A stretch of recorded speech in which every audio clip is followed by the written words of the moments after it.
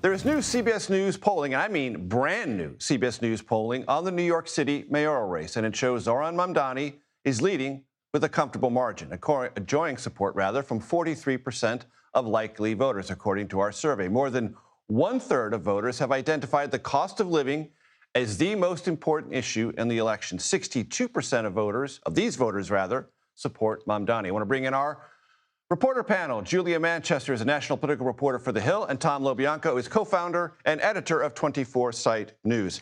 I also want to have the control room bring up one other graphic about, is New York City, what is it? 49% say very unaffordable, 31% say somewhat unaffordable, 13% say somewhat affordable, and I want to meet one of these 7%ers. I want to meet one of them who says New York City is very affordable. What? What? Come on. A very comfortable life. Stop that. Stop the insanity, as they say. Yes. All right. We'll set that aside. It's just of inordinate interest to me that 7% in our survey consider New York City very affordable. I got to meet one of them before I die. Give me your sense of the New York City's mayor's race. This poll, our poll, consistent with others. Yeah, Mamdani's got a big lead. Yeah, I mean, he's running away with it. Yeah, he's running away with it right now. The momentum is moving in his direction. You're starting to see Governor Kathy Hochul. You're starting to see older, more establishment, quote unquote, Democrats catching up to this. So the momentum is heading in the right direction. I mean, that's why. Even if this, the old White House, Eric Adams reports of him dropping out, maybe getting behind quote, wouldn't change anything. And look at our numbers. Even if you put all of Adams' support with Cuomo's, it doesn't get the job done. No, absolutely. And I think you have people like New York Governor Kathy Hochul, who endorsed Mamdani last night and who's actually gotten some criticism from other Democrats, obviously Republicans, for doing so. I think she obviously sees the writing on the wall, but not all. She also has a primary coming up, and she has a left flank she's got to cover. She does, absolutely, from her own lieutenant governor. But not all New York Democrats are getting behind Mamdani. Congressman Tom Suozzi said on X earlier today he is not going to endorse Mamdani. We have yet to hear from Senate Minority Leader Chuck Schumer or House Leader Hakeem Jeffries on whether they're going to endorse. So I think that speaks volumes as well. But at the end of the day, I don't think New York City is a microcosm of Democratic politics. If we're going to look ahead to the midterms, I think New Jersey and Virginia are much better barometers. Where Mikey Sherrill, the Democratic nominee for governor in New Jersey, and Abigail Spanberger, the Democratic nominee for governor in Virginia, both want to hew to the centrist moderate Democrat labeling, which they would argue stands in stark contrast to whatever happens in the New York City mayor's race. Yeah. I want to play for you a soundbite from J.D. Vance, Vice President of the United States, sitting in, as he said he had to, because Charlie Kirk no longer can, because he was murdered in full public view last week, talking about, not directly saying, but leaving a very strong implication that the extreme left in America is somehow responsible. Let's listen.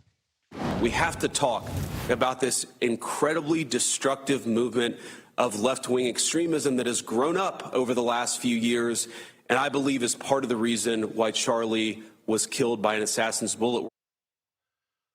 So there's a lot of there by implication, not much by specifics. Yeah. We're still learning so much about... And authorities are trying to be careful. Yes. We're still learning so much about the suspect. We don't even have charges yet. Right. All right. I mean, we are so, and this is moving very fast. Now, of course, this is the White House messaging and direction, right? This is the same thing that the president himself has been saying in a number of appearances. Vance, as is normal with him, a little bit more muted, a little bit smoother in his delivery. But there's still a kind of a guilt by association. Yeah.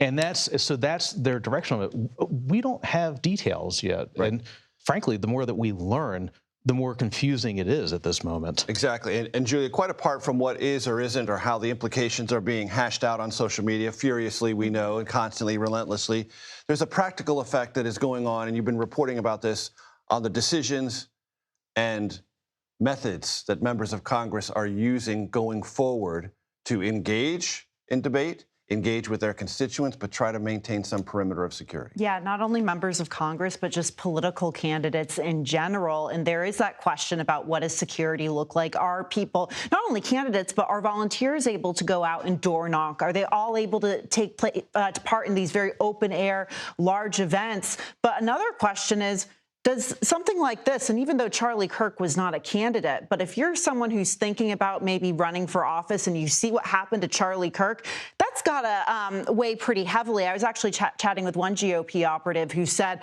I was trying to convince someone, a client, to run for office, and now they're even more on the fence than they were before after Right. this. I mean, look, there were practical reasons why anyone thinking about entering the public space was difficult. This makes it even more difficult. Yeah. Those calculations become very, very primal. I remember probably 2 years ago, I was at CPAC, the Conservative Political Action Conference down here in suburban DC. And it was one of the first ones after COVID, after the lockdowns. And, Radio Row has been there for forever, people doing interviews and whatnot. What was so striking to me, though, was the number of podcasters, radio folks who all had bodyguards with them. Everyone had a body. And I'm like, what is that? Where are we? With the bodyguard for Radio Row. Bodyguards, plural, for Radio Row. I want to play for you sound from Face the Nation. I was honored enough yesterday to sub for my colleague Margaret Brennan, talk to Speaker of House Mike Johnson about all this. Let's listen. I mean, calling people Nazis and fascists is not helpful. Look, there are some deranged people in society. And when they see leaders using that kind of language, so often now, increasingly, it spurs them on to action. We have to recognize that reality and address it appropriately. And I'm heartened to know, Major, and to see that many of my colleagues on both sides of the aisle are stepping up and saying that and addressing it. I think this could be a turning point, frankly, to use Charlie's term, for the country. And I hope that's true.